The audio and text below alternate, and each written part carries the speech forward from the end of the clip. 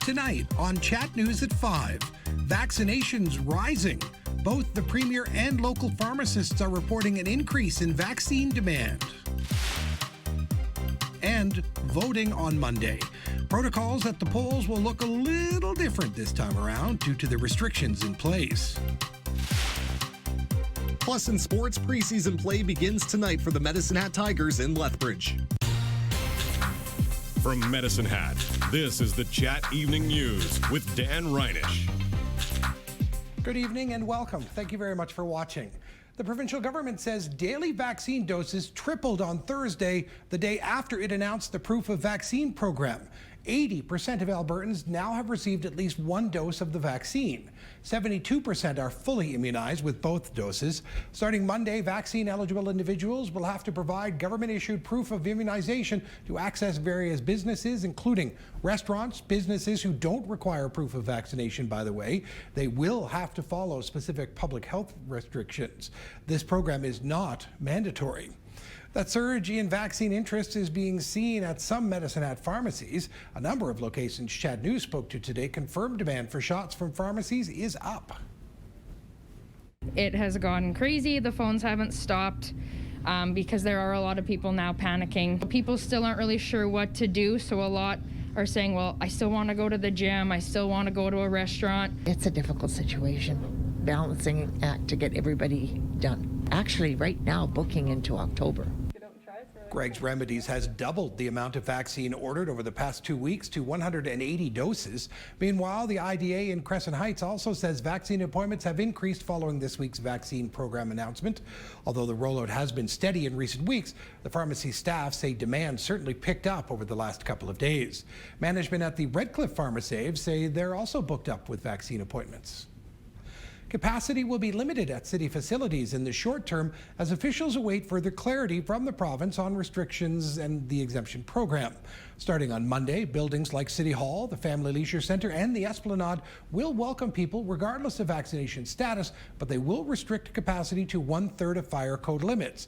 Monday's council meeting will be open to the public at a maximum of 40 people in the gallery. Other site-specific restrictions will be in place, such as a single point of entry and the cancellation of some programming. Merrick Brown, the city's Director of Emergency Management, says the order from the Chief Medical of Health and guidance documents will help inform how the city will implement the restriction exemption program in the long term as the city continues to try to keep Hatters safe. Short term, we're not going to be asking for proof of vaccination, so it's just going to be following all of the restrictions. Once we dissect the order and the guidance documents and decide if we're going to move through with the restriction exemption program for each specific facility, that is when we would start asking, obviously, for vaccination status or proof of a rapid test within the past 72 hours. Brown says they'll have a plan in place as soon as possible, and he's urging everyone to get vaccinated. There were no classes at the Medicine Hat College again today for the second day in a row. The college was continuing to review how the new pandemic measures in Alberta specifically impact them. Officials told Chat News there are still many factors being looked at before they can speak to how the college plans to address the changes. But they also say students have been assured the college will reopen on Monday morning. The college is working through the protocols and seeking additional direction for post-secondary education. The first outbreak of the new school year in Medicine Hat was identified by Alberta Health Services today. A letter was sent out to parents of Webster Niblock notifying them of a positive COVID-19 cases. Public School Division Superintendent Mark Davidson says there are at least 6 cases, but because AHS isn't tracking, tracing and isolating anymore, it's hard to know how many there actually are. Schools are declared on outbreak status when there is a 10% or more absent rate. The Public School Division implemented a masking policy before classes even went back, and although cases in schools initially spiked, Davidson says they have stabilized. Really climbing quickly in the second week of school. But now when you look at the numbers of cases at each of our schools, it seems fairly stable. We hear about some every day and some drop off the other side and has recovered. Davidson says he's super proud of the way students, staff and families have handled the challenging start to this school year. Alberta recorded the highest new daily COVID-19 case count today of the entire fourth wave. The 2,020 new cases reported today are the most since early May and among the most recorded at any point during the pandemic. 761 more variant of concern cases have been identified. There are 75 new cases in Medicine Hat over the past 24 hours. We currently have 582 active cases. There are 36 inpatients at Medicine Hat Regional Hospital, 8 in the ICU. Among Hatters 12 and over, 75.6% have received at least one dose of a vaccine and 67.9% are fully vaccinated. There are now 911 Albertans in hospital with COVID-19, 218 in the ICU. The province completed 17,327 tests in the past 24 hours. The positivity rate is about 11.7%. All the latest numbers can be found on our website. Just head to chatnewstoday.ca. A local member of the Jewish community is stressing kindness right now as she's seen online posts comparing the COVID-19 pandemic to the Holocaust. Dina Jabrak is Jewish. She was born into a Jewish family in Israel and now lives here in Medicine Hat. She says the pandemic has also caused people to have extreme reactions on both sides. While she understands the frustrations of intensifying restrictions and feeling like human rights are being taken away, Jabrak does want to be clear. She says comparing COVID-19 to the Holocaust is wrong. I think that the difference here is the regulations are imposed mostly out of a scientific or economical approach. Whereas regulations that were imposed during the Holocaust were fundamentally, and we know this looking back on history, to purify people, like to choose certain people to survive and choose certain people not to. Whereas the intention here is actually to help everybody. Jabrak is urging compassion and says government regulations come and go, but how we treat our neighbors lasts for a while.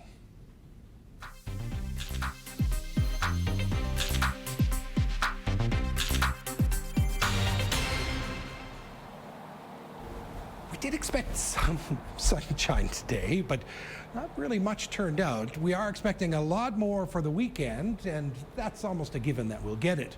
Temperatures today a little bit warmer than what we've seen over the weekend. It'll be a lot warmer tomorrow. Today, 21 degrees. That's where we're still sitting. The wind is going to continue to blow throughout the weekend. It gusted up to 70 today and will do so tomorrow. Right now from the south at 28 kilometers an hour. The full AccuWeather forecast is on the way here on Chat News at 5.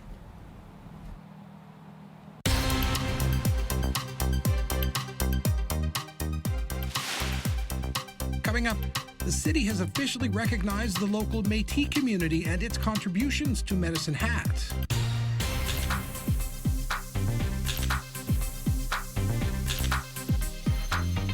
With the election on Monday, protocols at the polls will look a little different due to the pandemic and the provincial and federal restrictions in place.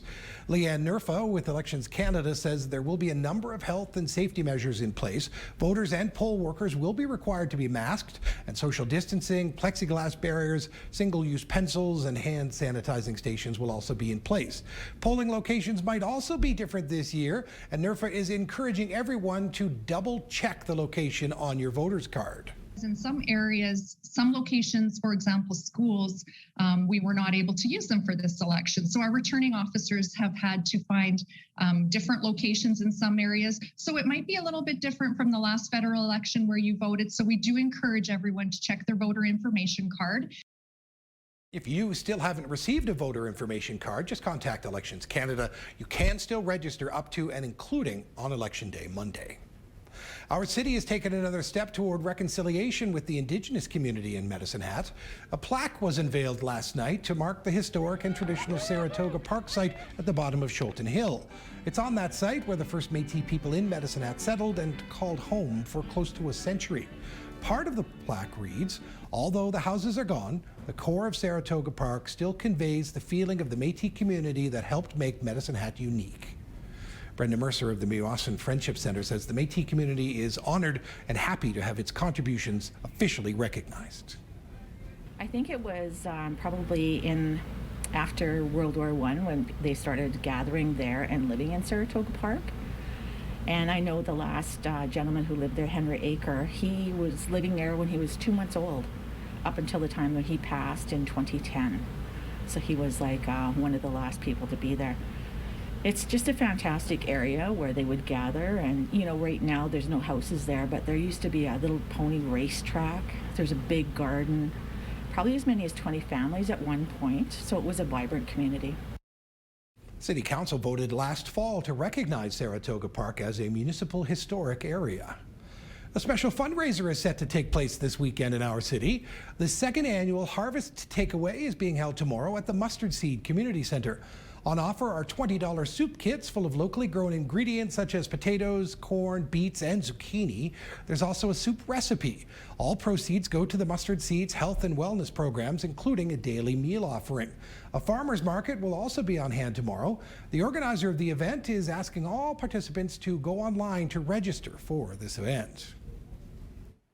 You have until midnight to buy your soup kit, and then when you purchase your soup kit, you have to pick a time to come, and that way we have crowd control, we have everything in place when you get here, from hand sanitizer and everything. We ask to bring a mask. If you don't have one, we'll have one. So we'll follow all our protocols as needed. If you're wondering, the soup recipe is gluten-free, dairy-free, and vegetarian. There's lots more to come here on Chat News at 5. Please stay with us. The AccuWeather forecast and much more is straight ahead.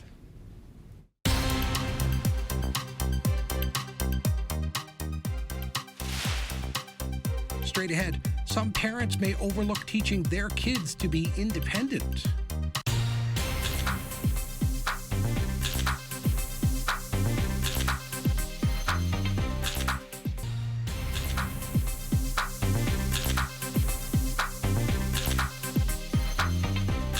Growing up to be independent takes time and practice. It's a learned skill.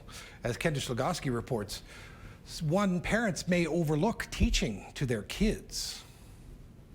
Peyton Williams is only 10, yet he has some big responsibilities. One of them caring for his pet rooster, Asteroid. The bird stays in the house. Sorry, that's Asteroid. Peyton can also cook dinner. He does farm chores, sells eggs, and buys his own feed for his horse. Well, it's not that hard. Like, they all know me. I all know them. He hasn't known any difference. That's normal for me. Peyton's mom, Sherilyn, is raising her son to be independent. If he's hungry, he makes a sandwich. If he's tired, he puts himself to bed. I don't want to raise a boy that's going to sit there going, okay, I'm an adult now, what do I do? Melissa Griffin coaches parents on how to lead kids. She's teaching her own children to have a sense of agency over themselves. Instead of always being an accessory to what their mom is doing. Griffin says independence training should start when children are little. The second best time to start this is right now. Her tips: start small with simple challenges like getting change from a cashier. She urges parents to role play and practice conversations they may have with other adults. When they're ready, be invisible. So I'm here, and if you ever get so anxious or so stuck that you need me, you can squeeze my hand and I'll come up. Or you can motion to me and I'll step up to the line. And that way they know I'm safe, I can try. Sit back and let them do it, and they'll surprise you. You can't do everything and then all of a sudden cut them off at 18 and say, okay, figure it out. And with a rooster sleeping in the house, Peyton has already learned how to get up early. Will you stop crawling? He wants outside. Kendra Slagowski, Global News. Chat Weather, brought to you by Design Flooring Center, with you every step of the way. Chat Weather, powered by AccuWeather. There are a lot of things to talk about in tonight's weather forecast, but before we get to that, I want to tell you a little bit about a young lady. A young lady sits down with her grandmother. Her name is Annika. Annika sits down with her grandmother every night and watches us here at Chat News. And it's her birthday tomorrow. She wanted to come in and take a look around, but because of COVID, we couldn't. So Annika, happy birthday. Enjoy your 14th. And when the pandemic is over, come on in, we'll give you a tour, okay? Happy birthday. Thanks to you and your grandmother for watching. We appreciate it. 21 degrees today. How about that? We've been below the seasonal average of 19 over the better part of the week, so it was good to go above that. Normal, it's only 4, so we'll be a little bit warmer tonight than we've been the last few days. Out there right now, it's still 21 under a cloudy sky. The sun expected today. Earlier today, the forecast was for sun in the morning and then cloud in the afternoon. Then because we had cloud in the morning, the forecast had sun in the afternoon, and the sun itself still hiding behind those clouds. The wind, though, they are still out there coming at us from the south at 60 kilometers an hour. That will continue tomorrow as well, and we will see gusts again tomorrow up to 70 kilometers an hour. 19 in Calgary, Drumheller, Brooks, and Bow Island. 21 in Lethbridge and Edmonton. 16 over in Saskatchewan. 19 in Swift Current and Regina. 20 in Maple Creek. 21 in Leader and Saskatoon. A little bit of rain, cloudy, and 16. Radar still basically just showing stuff that's up there in the mountains, and that's going to be true for the Futurecast right now. But you see it start to expand over and move across, and so after temperatures really warming up tomorrow, could see 27, maybe 28 tomorrow. Not the last hot day of the year, because next Wednesday will be 26 or 27 degrees again. So but that stuff that's coming over the mountains that's likely to hit us will cool temperatures off and make things cloudy Sunday into Monday. Saturday, though, we are expecting sunshine yet again. Cloudy and 15, unlike 0 tomorrow morning. 21 degrees with sunshine in Brooks tomorrow. 15 to start things off. Partly sunny, but then the cloud kicks back in for Sunday into Monday in Leader. Or, yeah, Saturday into Sunday. Sorry, there we go. So Maple Creek, 17, partly cloudy, lots of cloud there, 23 degrees throughout your day. And here in Medicine Hat, we are expecting some sunshine. A mix of sun and cloud tomorrow, but that's exactly what we were expecting today as well. So I'm going to stick with it and say we will see some sunshine, but primarily we will see a few more degrees warmer tomorrow than we saw today. Now, if the sun does poke through, that 23 we see as our daytime high right now could get up to 26 or 27. Bottom line is the clouds are going to take over for Sunday and Monday, and temperatures will cool off again. But we had today, and we will have tomorrow.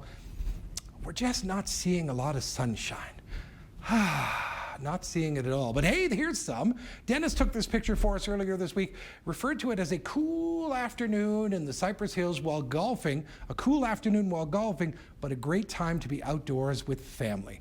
Dennis, thank you very much for sending this into WeatherPix at chatnewstoday.ca. This picture brought to us by Prestige Windows and Doors. And if you're out there this weekend and you take some great photos of something that you see, please feel free to snap those pictures and send them to us at WeatherPix at chatnewstoday.ca. We'll have more national and international news to come. Scott Roblin has plenty of sports tonight. And once again, Annika, happy birthday.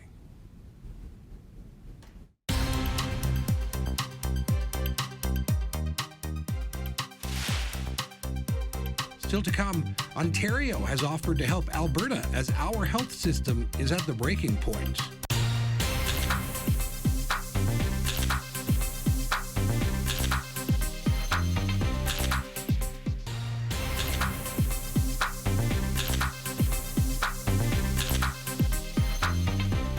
Good evening on this Friday night. This is Chat News at 5. As case numbers and hospitalizations continue to rise here in Alberta, other provinces, including Ontario, are offering to help. But as Matthew Bingley reports, while aid may be coming here, there are some concerns there. Even with additional surge capacity, Alberta is running out of room for its patients. We've asked our teams to identify and open any spaces that can be used as an ICU bed. This includes spaces such as operating rooms, post-anesthesia care units, observation spaces, and recovery wards.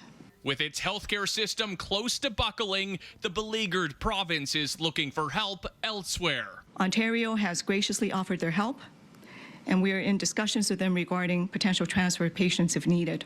Ontario's Minister of Health says that assistance will likely come in the form of staffing. It may be help in intensive care. Frankly, I think that their intensive care units are very full right now.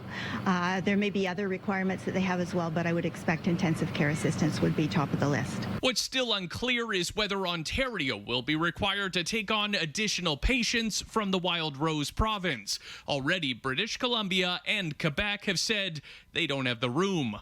Last April, Ontario too was looking for aid amid spiking cases. At that time, Alberta said it couldn't spare any of its healthcare workers. As a province and physicians, I think we're all happy to help now that we can return the favor, especially when other provinces helped us out at our worst time. York Region Emergency Room physician Dr. Steve Flindle says Ontario's higher vaccination rates could allow for additional ICU space, but he's growing more concerned over the rising cases of COVID among children. We don't have many pediatric ICU beds in Ontario at all. So I think my bigger concern personally is how we're going to cope with pediatric ICU cases if we need to. Premier Jason Kenney is under a tremendous amount of political pressure due to the latest measures. As Tom Vernon reports, people to his left, right, and inside his own caucus are all unhappy with him. It was a decision Premier Jason Kenney knew was going to cause him political problems. For weeks, he was adamant Alberta would not institute a vaccine passport. But with the healthcare system in crisis, he relented, and then he deflected. I don't think this is about me. I think this is about protecting our hospitals. The Premier's political opponents disagree. Albertans are all very aware of who created this crisis. NDP leader Rachel Notley says the politics should be pushed down the road until after the crisis has been handled, but at the same time ensured Albertans were reminded how we got here in the first place. There was weeks and weeks of inaction, and that the direct consequence of that is lives lost. To the Premier's right are former UCP MLAs Todd Lowen and Drew Barnes. They speak for the minority outright opposed to the passports and believe the Premier must resign. He has lost the trust of Albertans, and I think Albertans, were very dissatisfied with his demeanor and with him. All eyes are now on caucus, where sources say there are deep divisions with members on both sides of the debate. Calgary MLA Richard Gottfried aired his frustrations on Facebook, saying he pressed for the program starting in late July. We clearly had 30 days notice that a crisis was looming and nothing was done while we lacked any leadership at the helm. It will cost us lives, he wrote. I am gutted by the lack of responsiveness to unequivocal advocacy and clear warning signals. Political watchers expect more public dissent, although because of divisions, they don't expect a fully united push to remove the Premier. The caucus isn't able to coalesce around a clear program of action because what they would want out of removing the Premier would be really quite different. The Premier doesn't want politics to distract from what the passport is for, but there is no shortage of politicians working to keep the focus squarely on him. Tom Vernon, Global News. The Conservatives and Liberals are both campaigning in Southern Ontario, a key battleground in the federal election. But a Liberal candidate's past is overshadowing that party's messaging and has the party in damage control mode just 3 days before voters head to the polls. Miranda Anthasel reports. On Friday, the Conservatives and Liberals crossed paths in southwestern Ontario, pushing hard to appeal to voters in the region.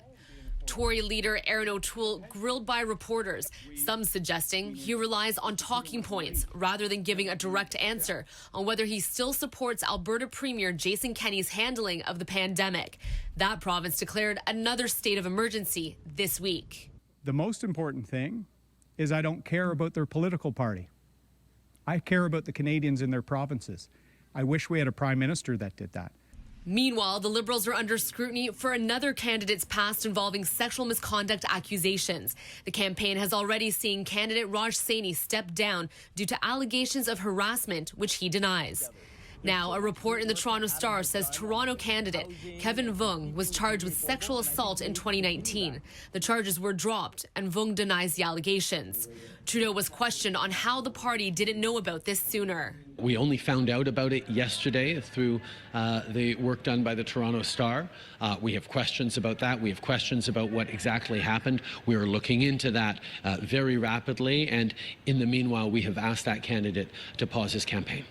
The Liberal Party has come under fire for how it handles sexual misconduct allegations, and that includes criticism from NDP leader Jagmeet Singh, who is a survivor of sexual abuse. It's so painful when we see the pattern of behavior with the Liberal Party, that they do not have the courage to take on men in positions of power, that they allow candidates to come forward and don't act.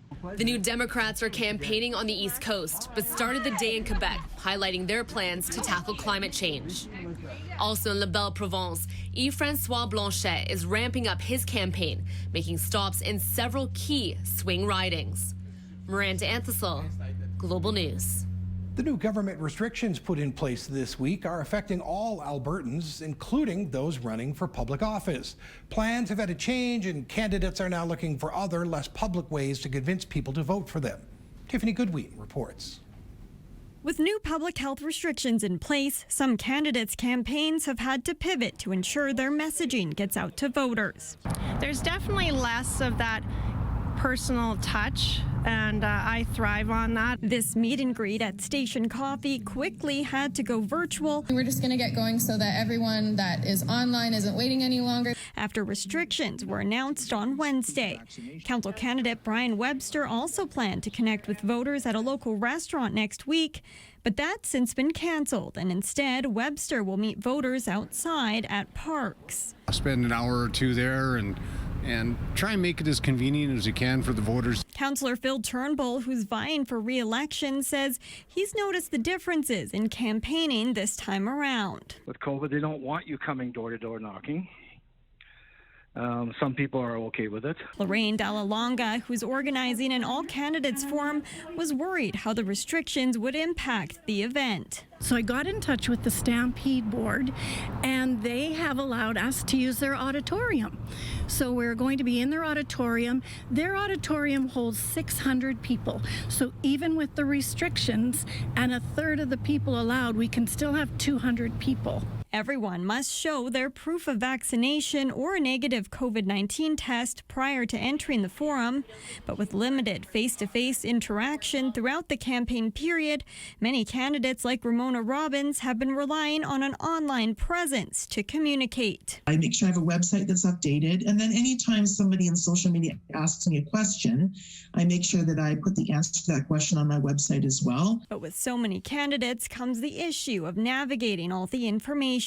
It's a very difficult thing to slog through 32 candidates and try and find platforms. Political science professor Jim Groom says campaigning during the pandemic will be a challenge, and just who gets elected may come down to name recognition. There are some that are currently on council that may get recognized for the name both positively and negatively, because councils, like it or not, the incumbent carries a certain amount of baggage with them when they go to the electorate.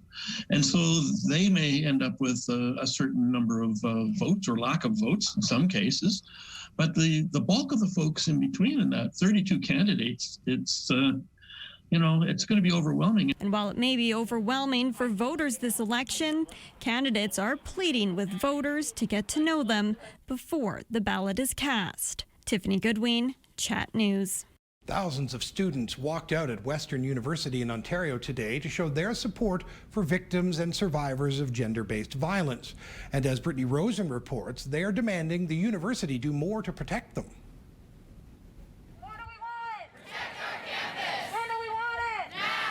It's a cry for an end to gender-based violence and sexual assaults, an issue some here refer to as an epidemic that has plagued Western University. No more silence! Following a series of sexual assault allegations during the first week of school that have allegedly targeted up to 30 female students, people gathered here to stand in solidarity with victims and survivors, including Bryn. Had I come forward earlier, would the institution have done anything to help prevent future incidents from occurring? Of course, none of these sentiments mattered after learning that up to 30 lives had been forever altered.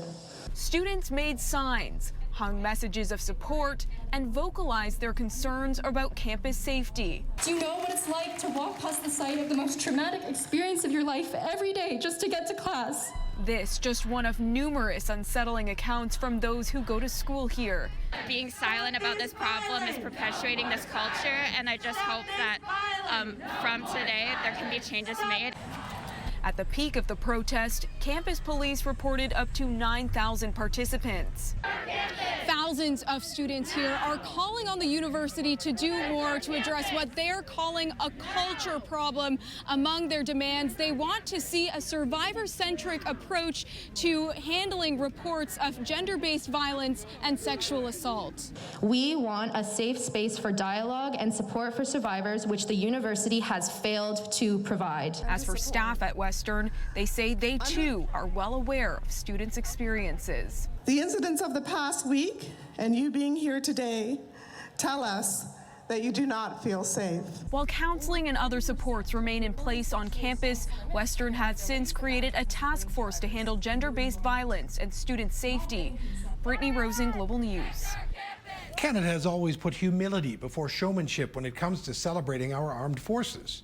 For example, the U.S., Australia, Britain, and New Zealand all awarded their top military honors to Afghanistan war veterans. Canada has not awarded a single Canadian Victoria Cross for the conflict or to anyone since it was created in 1993. But as Mike Drolet explains, a group of Canadian veterans is hoping to change that, and soon. The agony of this moment must have been unbearable for Private Jess La Rochelle, saying goodbye to two good friends, all the while in physical agony. You broke your back, yet you still carried the casket the next day at the ramp ceremony. Yeah, I was having trouble walking and that, and the warrant officer told me to go to the hospital, and I said after I carry Blake or Darcy's casket, I'll go right away. Private Blake Williamson and Sergeant Darcy Tedford were killed by the Taliban securing a road construction project in Afghanistan in 2006. La Rochelle survived the attack, if only barely. 15 years later, La Rochelle's injuries have caught up with him. He spoke with us from a hospital bed in North Bay about a group of Afghanistan veterans who are trying to right a wrong. La Rochelle, the group says, should have been awarded the Canadian Victoria Cross. The Taliban attack was swift, and he was knocked unconscious by an RPG. When he came to, his back was broken, as was his gun, and over 20 Taliban fighters were approaching. He found a pile of 15 M72 rocket launchers and fired them all off, one by one. From what I understand, that his firing with the rockets was so accurate that he was hitting them directly. And that maybe also indicate just how close they were. And we, in my view, would have lost a lot of Canadians that day that we did not lose because of Jess La Rochelle's valor. Canada hasn't awarded a Victoria Cross since 1945. General Rick Hillier admits the committee that decided on medals in Afghanistan has been conservative in its decision-making. So now he, along with other veterans, have sent a letter to the Governor General asking for La Rochelle's case to be reviewed before his health declines further. Things are not looking good for Jess. If you're going to do something like this, and you want, because Jess would be extremely honored, to get it as alive. Don't ask me how he would feel once he's passed. So now the battle is with government bureaucracy, but La Rochelle has faced overwhelming odds before. Mike Drolet, Global News, Toronto. Coming up next here on Chat News at 5, Scott Roblin and the Friday Night Sports Report.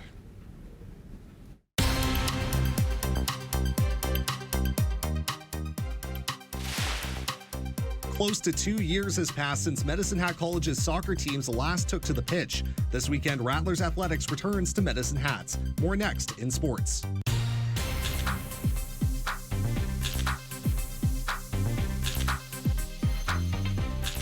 Chat Sports, brought to you by the Landscape Depot. Quality landscape supplies. Get creative in your outdoor living space with the Landscape Depot.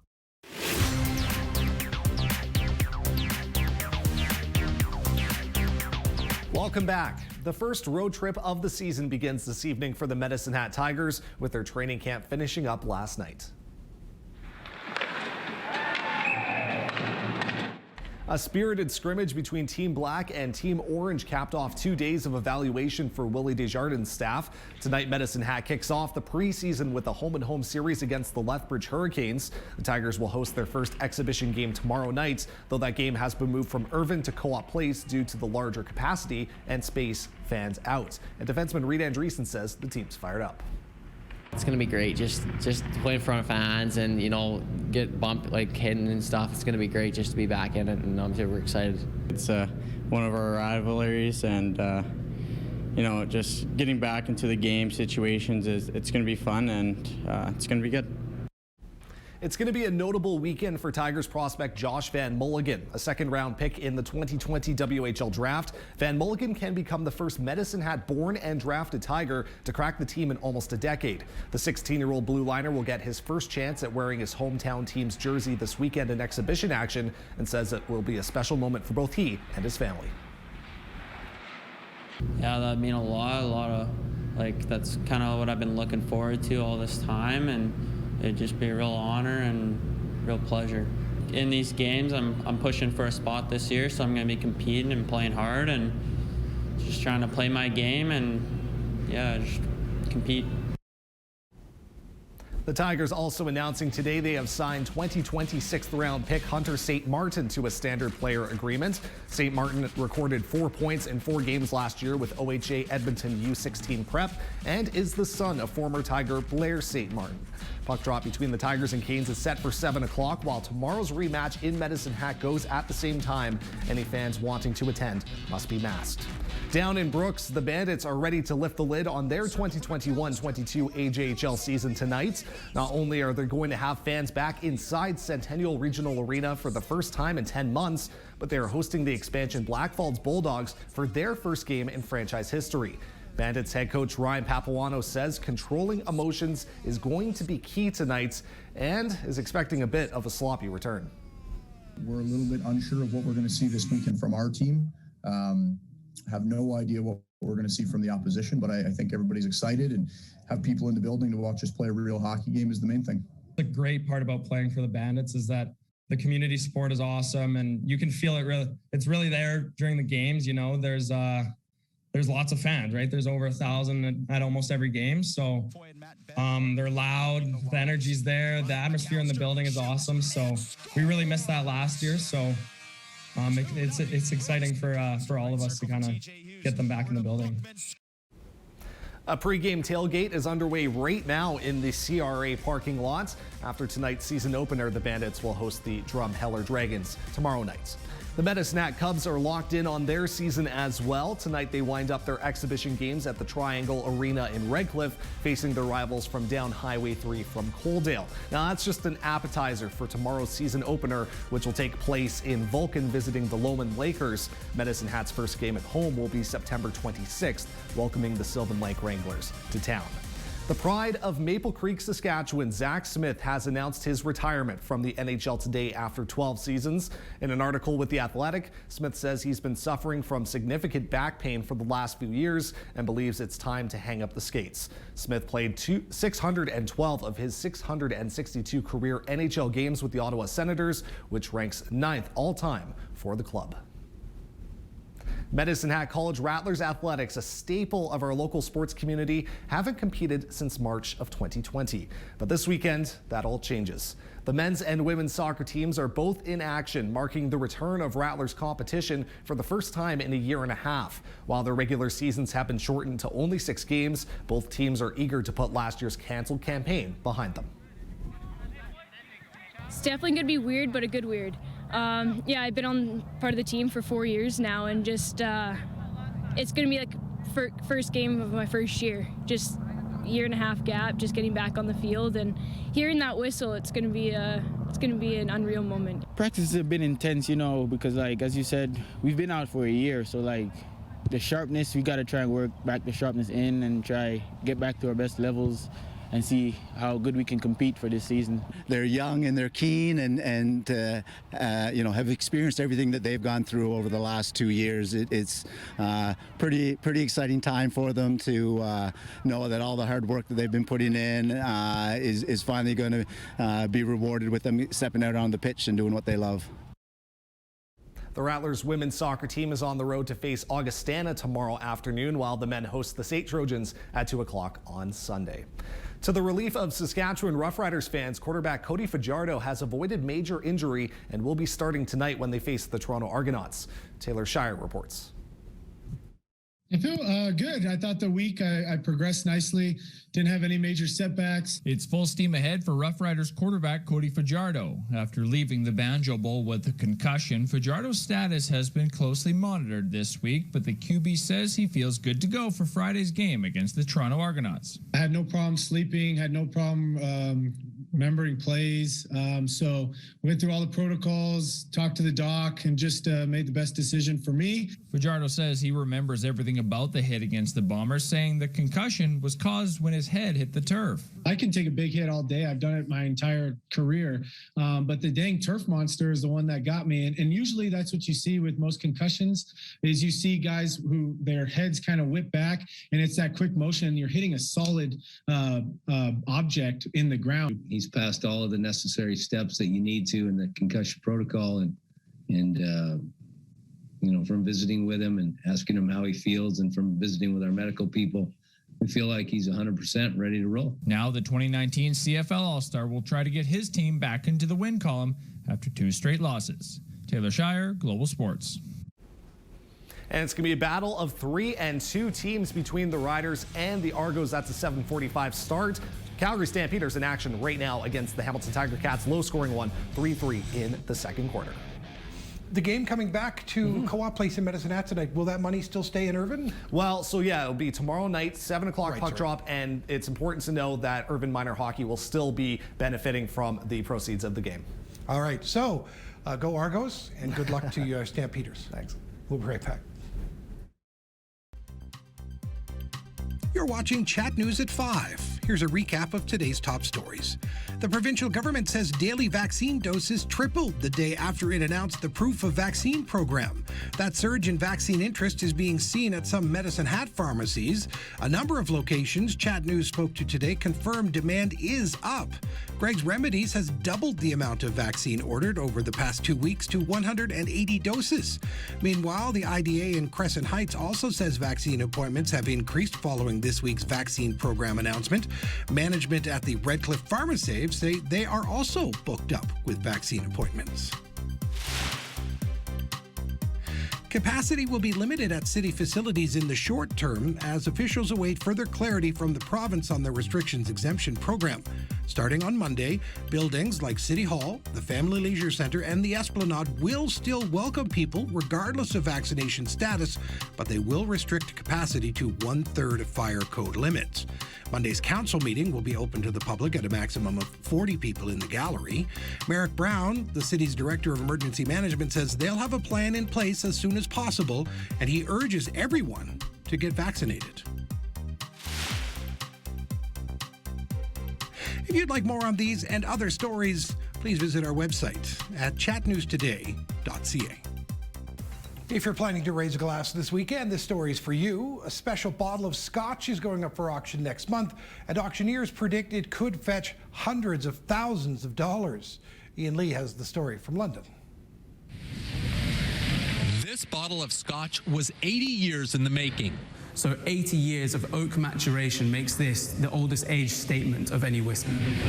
This single malt's journey to the auction block started during World War II. Whiskey maker Gordon and MacPhail barreled the Glenlivet Scotch when much of Europe was on a war footing. Distilleries were turned into arms manufacturers or clothing manufacturers. Everything was used for the war effort. So to have any whiskey distilled in 1940, let alone that still exists today and that you can drink, is extremely rare. Auction house Sotheby's says what they created is more expensive than liquid gold. What kind of price are we putting on this bottle? It's about $100,000 to $200,000 US. So the moment of truth, how does it taste? Wow. There's a sort of rhubarb and custard, apple crumble custard, apple pie kind of flavor in there. Exported. Despite shooting a shockwave of flavor across the taste buds, old-aged whiskey isn't always for drinking. I mean, whiskey's becoming popular as an investment. It's also popular just to collect and have as a sort of trophy piece, as if you're buying art. And then plenty of people will be drinking these. To drink or not to drink? That will be the question when the world's oldest whiskey is sold next month. Ian Lee, CBS News, London. Now, if you will be raising a glass, you'll probably like a nice weather forecast. Well, at least it's not going to be too chilly as we head into tomorrow. 25 degrees, and it'll likely be mainly cloudy, but there might be some sunny periods. Temperatures start to drop off again as we get Sunday into Monday, with some cloud kicking in and the overnight cold temperatures returning. But then as we head to midweek next, temperatures rebound again, and we're back into the mid-20s again by Wednesday. For tonight, that's Chat News at 5. I'm Dan Reynish. Have a great weekend. Thank you for choosing Chat. We'll see you back here again Monday at noon and 5 o'clock. Take care.